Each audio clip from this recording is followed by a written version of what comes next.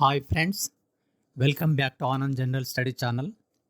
ఈ వీడియోలో మనం ఆరోగ్యము, వ్యాధుల గురించి తెలుసుకుందాం. ఫ్రెండ్స్, మొదట ఆరోగ్యం అంటే ఏందో తెలుసుకుందాం.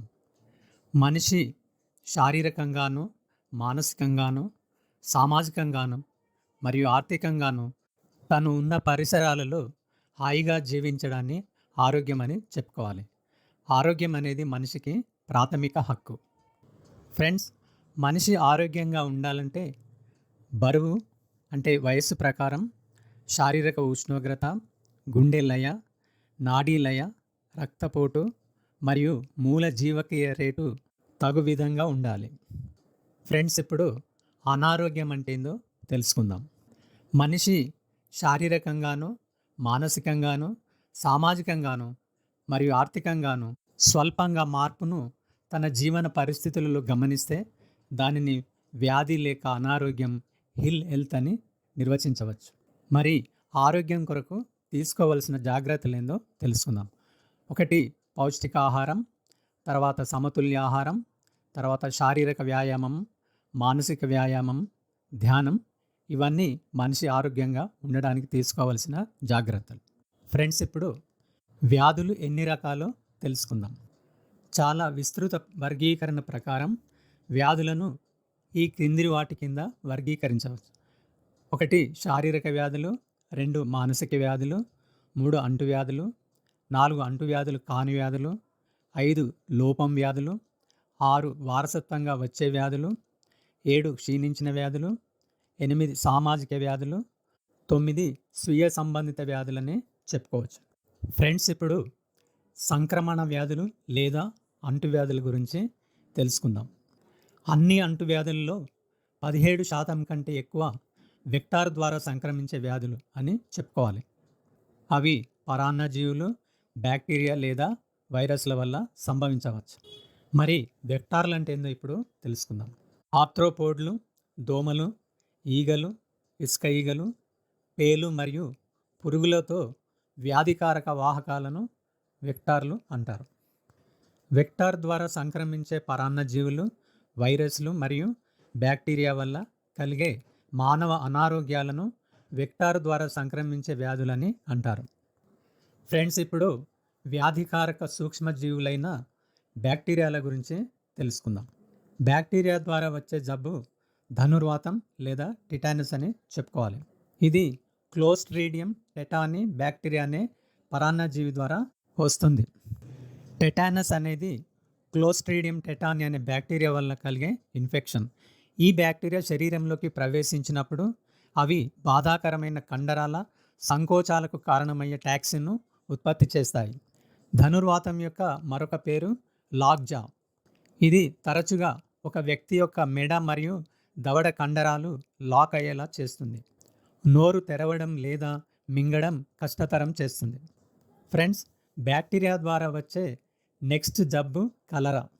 కలరా అనేది విబ్రియో కలరా బ్యాక్టీరియాతో కలిగే పేగుల ఇన్ఫెక్షన్ వల్ల తీవ్రమైన అతిసార వ్యాధి. కలరా బ్యాక్టీరియాతో కలుషితమైన ఆహారం లేదా నీటిని త్రాగడం వలన ప్రజలు అనారోగ్యానికి గురవుతారు.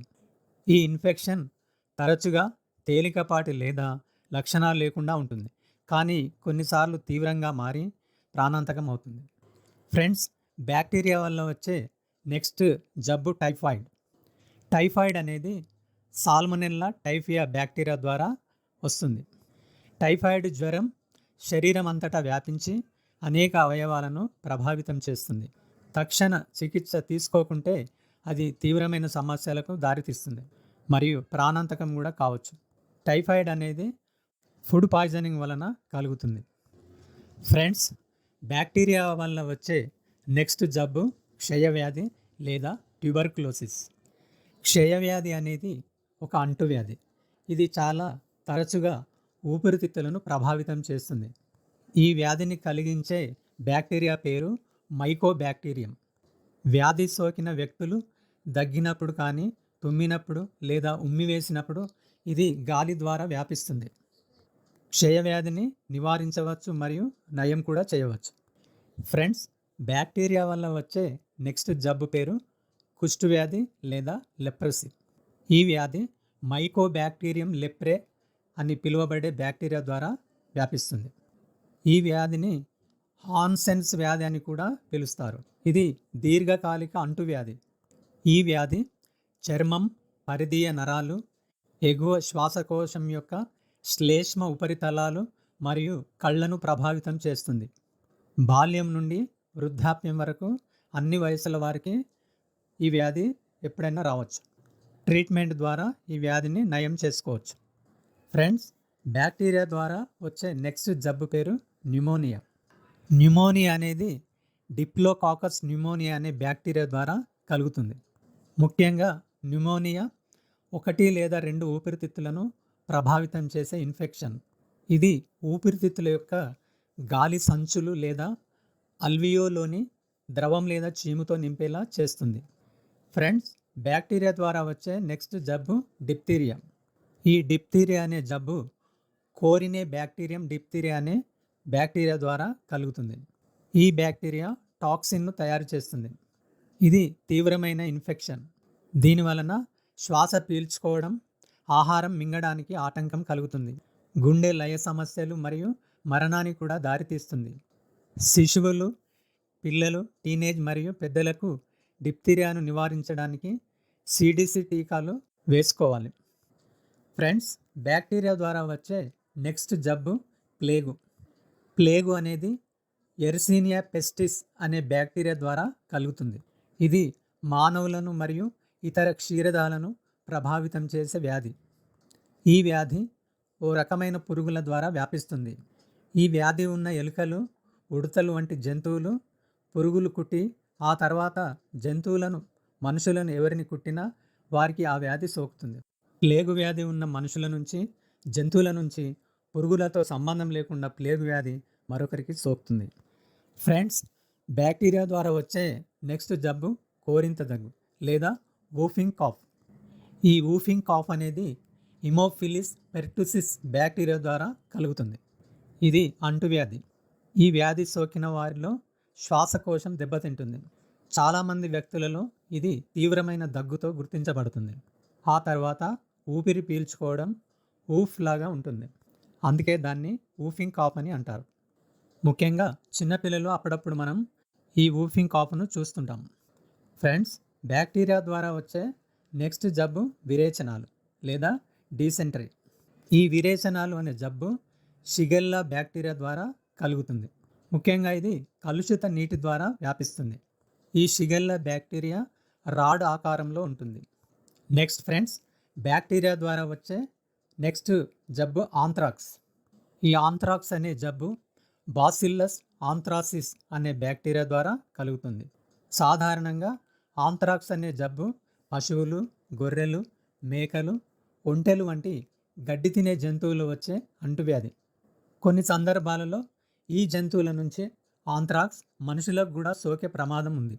ఫ్రెండ్స్, బ్యాక్టీరియా ద్వారా వచ్చే నెక్స్ట్ జబ్బు బోటులిజం. బోటులిజం అనే జబ్బు క్లోస్ట్రీడియం బోటులినం అనే బ్యాక్టీరియా ద్వారా కలుగుతుంది. పిల్లలకు తేనె ఇవ్వడం వల్ల వచ్చే ప్రమాదాన్ని బోటులిజం అని అంటారు. 6 నెలల కంటే తక్కువ వయస్సు ఉన్న పిల్లలకి తేనె పట్టిస్తే అది బోటులిజానికి దారితీస్తుంది. ఈ బ్యాక్టీరియా మట్టిలో నివసిస్తుంది. ఫ్రెండ్స్, బ్యాక్టీరియా ద్వారా వచ్చే నెక్స్ట్ జబ్బు సూడోమోనాస్ ఇన్ఫెక్షన్. సూడోమోనాస్ ఇన్ఫెక్షన్ అనేది సూడోమోనాస్ అనే బ్యాక్టీరియా ద్వారా కలుగుతుంది. ఇది సాధారణంగా మట్టిలో మరియు నీటిలో, వాతావరణంలో ఉంటుంది. ఈ సూడోమోనాస్ మానవులలో చర్మం ఇన్ఫెక్షన్లను కలిగిస్తుంది. ఫ్రెండ్స్, ఇంతవరకు మనము కొన్ని బ్యాక్టీరియాల వల్ల వచ్చే జబ్బుల గురించి తెలుసుకున్నాము. ఇప్పుడు శిలీంధ్రాల గురించి, వాటి వల్ల కలిగే జబ్బుల గురించి తెలుసుకుందాం. ఫస్ట్ జబ్బు అథ్లెట్స్ ఫుట్ లేదా టినియాపెడిస్ ఫుట్ రింగ్ వార్మ్.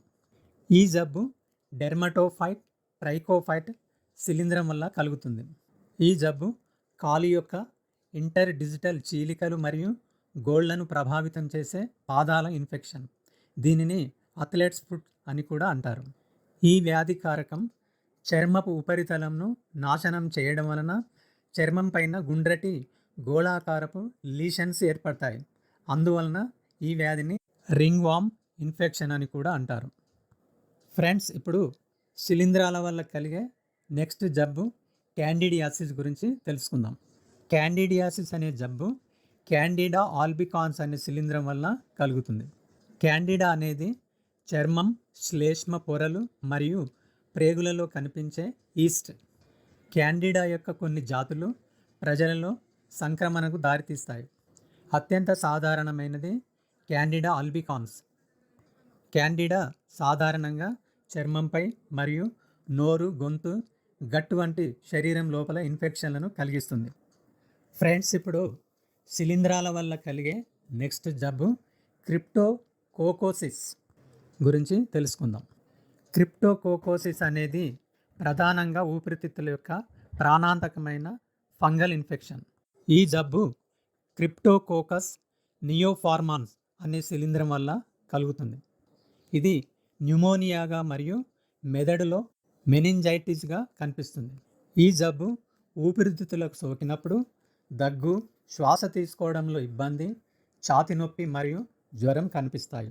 మెదడుకు సోకినప్పుడు తలనొప్పి, జ్వరం, మెడనొప్పి, వికారం మరియు వాంతులు, కాంతి సున్నితత్వం మరియు ప్రవర్తనలో మార్పులు కలుగుతాయి.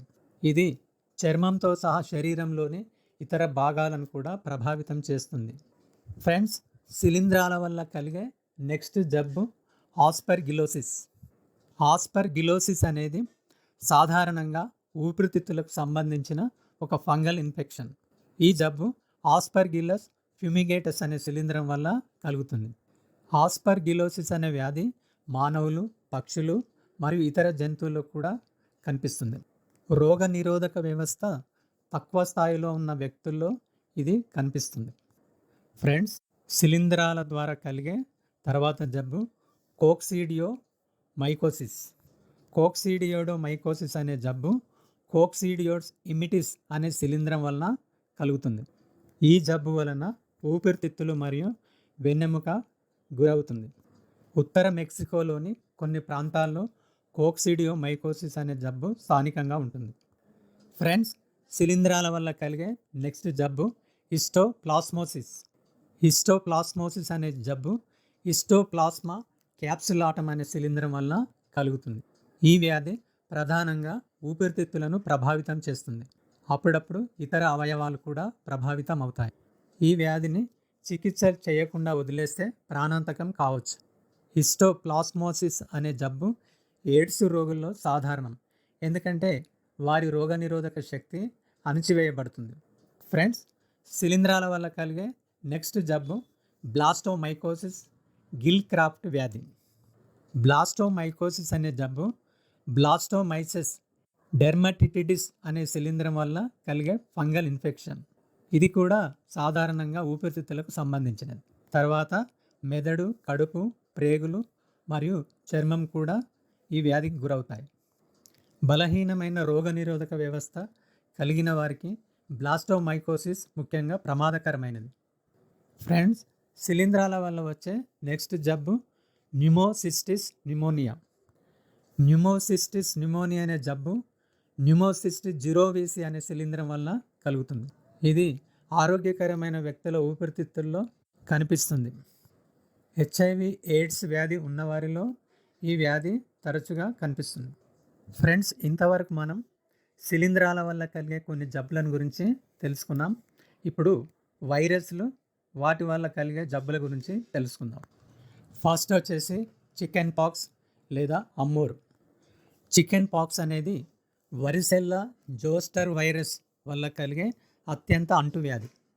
ఇది ఇతర లక్షణాలతో పాటు దురద, పొక్కు లాంటి దద్దుర్లు కలిగిస్తుంది. దద్దుర్లు మొదట ఛాతీ, వీపు మరియు ముఖంపై కనిపిస్తాయి, ఆపై మొత్తం శరీరంపై వ్యాపిస్తాయి. చికెన్ పాక్స్ తీవ్రమైనది, ముఖ్యంగా గర్భధారణ సమయంలో ఆడవారు మరియు శిశువులు, కౌమార దశలో ఉన్నవారు, పెద్దలు మరియు బలహీనమైన రోగనిరోధక వ్యవస్థ కలిగిన వ్యక్తుల్లో ఈ వ్యాధి కనిపిస్తుంది. ఫ్రెండ్స్, వైరస్ల వల్ల కలిగే నెక్స్ట్ జబ్బు కోవిడ్-19. కోవిడ్-19 అనేది అందరికీ సుపరిచితమే. ఈ జబ్బు కరోనా వైరస్ ద్వారా వస్తుంది. 2019 డిసెంబర్ నెలలో చైనా దేశంలోని వుహాన్లో పుట్టింది. అప్పటి వరకు మానవ జాతి ఎరుగని ఈ రోగానికి కోవిడ్-19 అని పేరు పెట్టారు. ఇది ఒక అంటువ్యాధి.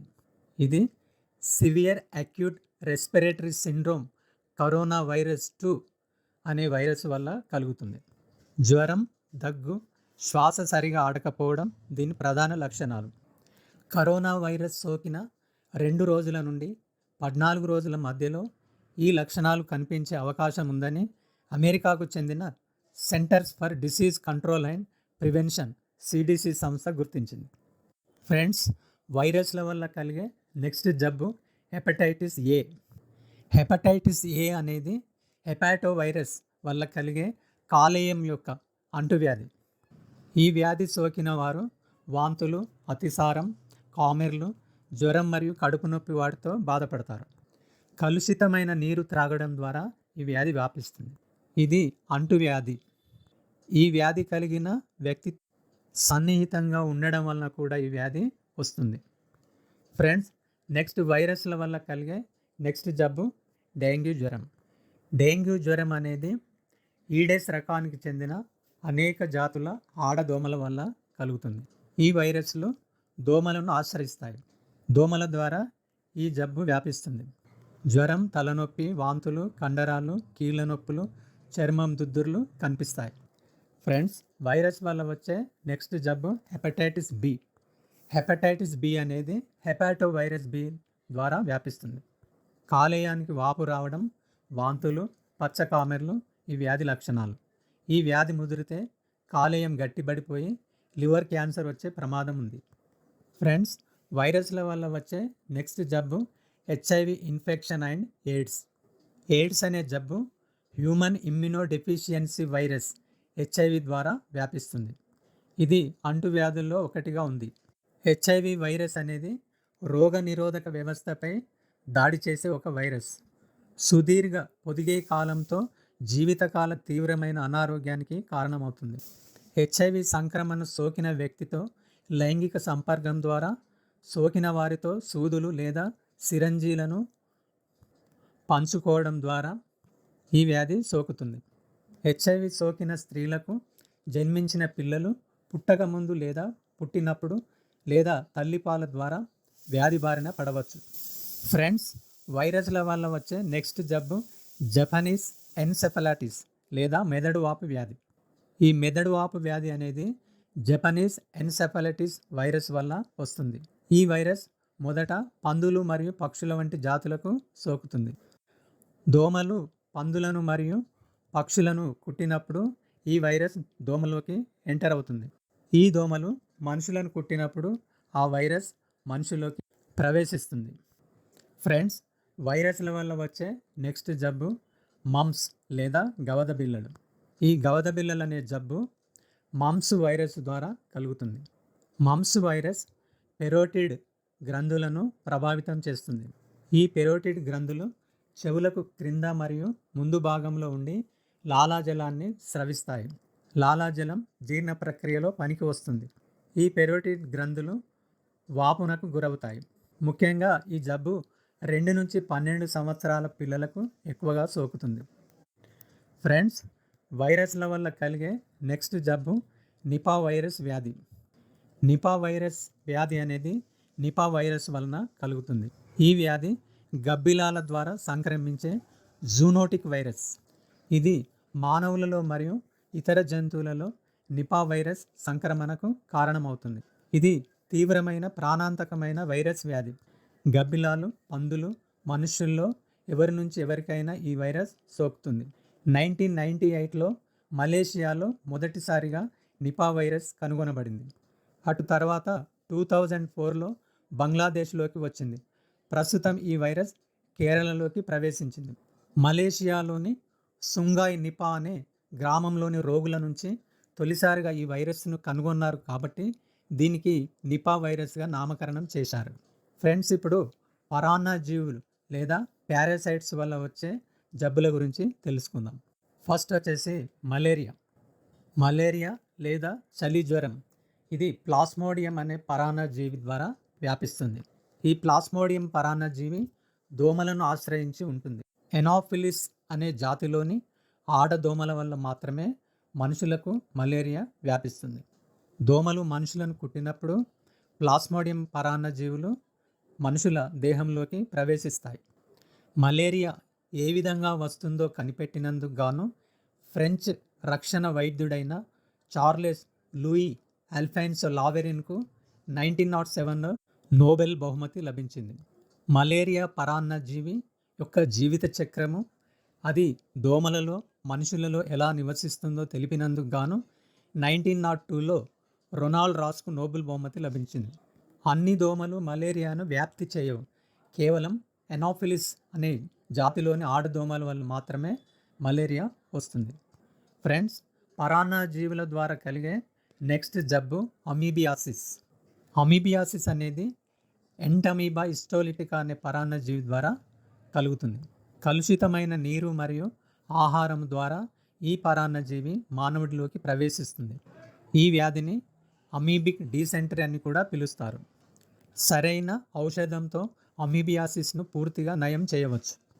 అమీబియాసిస్ వ్యాధిని మొదటిసారిగా ఫెడర్ ఏ లోష్ అనే అతను 1875లో ఉత్తర రష్యాలో కనుగొన్నాడు. ఫ్రెండ్స్, పరాన్నజీవుల ద్వారా కలిగే నెక్స్ట్ జబ్బు స్లీపింగ్ సిక్నెస్, నిద్ర అనారోగ్యం. ఈ జబ్బు ట్రిఫనోజోమా బ్రూసి అనే పరాన్నజీవి ద్వారా వ్యాపిస్తుంది. ఇది మానవులు మరియు ఇతర జంతువులకు కీటకాల ద్వారా సంక్రమించే వ్యాధి. ఈ వ్యాధికి త్వరగా చికిత్స చేయకపోతే అది మరణానికి దారితీస్తుంది. ఫ్రెండ్స్, పరాన్నజీవుల ద్వారా కలిగే నెక్స్ట్ జబ్బు లింఫాటిక్ ఫైలేరియాసిస్ లేదా బోధకాల వ్యాధి. ఈ వ్యాధి ఫైలేరియల్ వామ్స్ అని పిలువబడే పరాన్నజీవి పురుగుల ద్వారా వల్ల కలిగే మానవ వ్యాధి. బాల్యంలో ఈ వ్యాధి సోకితే శాశ్వత వైకల్యానికి దారితీస్తుంది. ఈ వ్యాధి చేతులు, కాళ్ళు, రొమ్ములు లేదా జననేంద్రియాల్లో తీవ్రమైన వాపుతో గుర్తించబడుతుంది. చర్మం మందంగా మారుతుంది. ప్రభావిత వ్యక్తులు తరచుగా పని చేయలేకపోతారు. వైకల్యం కారణంగా ఇతరులచే దూరంగా ఉంటారు లేదా తిరస్కరించబడతారు. ఫైలేరియల్ వామ్స్ సోకిన దోమలు కుట్టడం ద్వారా ఈ వ్యాధి వ్యాపిస్తుంది. ఫ్రెండ్స్, ఇప్పుడు జంతువుల నుండి సంక్రమించే వ్యాధి జూనోటిక్ డిసీజ్ గురించి తెలుసుకుందాం. ర్యాబీస్ వ్యాధి. ర్యాబీస్ వ్యాధి అనేది ర్యాబీస్ వైరస్ ద్వారా వ్యాపిస్తుంది. ర్యాబీస్ వైరస్ వల్ల వచ్చే ర్యాబీస్ ప్రధానంగా క్షీరదాలకు సోకుతుంది. ర్యాబీస్ ఉన్న జంతువుల మెదడు క్షీణిస్తుంది. ర్యాబీస్ వైరస్లు కుక్కల్లోకి ప్రవేశిస్తాయి. ఈ కుక్కలు మనుషులను కరిచినప్పుడు ఆ వైరస్ మనుషుల దేహంలోకి ప్రవేశిస్తుంది. 1885లో లూయిస్ ప్యాస్చర్, ఎమిలీ రౌక్స్ అనే ఇద్దరు శాస్త్రవేత్తలు ఈ వ్యాధికి వ్యాక్సిన్ను కనుగొన్నారు. దీనికి యాంటీ ర్యాబీస్ వ్యాక్సిన్ అని పేరు. దీనిని మొదట 9 సంవత్సరాల బాలుని జోసెఫ్ మైస్టర్పై 1885 జూలై 6 నాడు ఉపయోగించారు. ఫ్రెండ్స్, ఇంతవరకు మనం బ్యాక్టీరియాల ద్వారా, శిలీంధ్రాల ద్వారా, వైరస్ల ద్వారా మరియు పరాన్నజీవుల ద్వారా, ఇతర జంతువుల ద్వారా వచ్చే వ్యాధుల గురించి తెలుసుకున్నాము. ఈ వీడియో మీకు నచ్చిందని ఆశిస్తున్నాను. నా వీడియోను లైక్, షేర్ చేయండి మరియు నా ఛానల్ను సబ్స్క్రైబ్ చేయండి మరియు మీ యొక్క సలహాలను, సూచనలను కామెంట్ రూపంలో తెలియజేయండి. Thank you.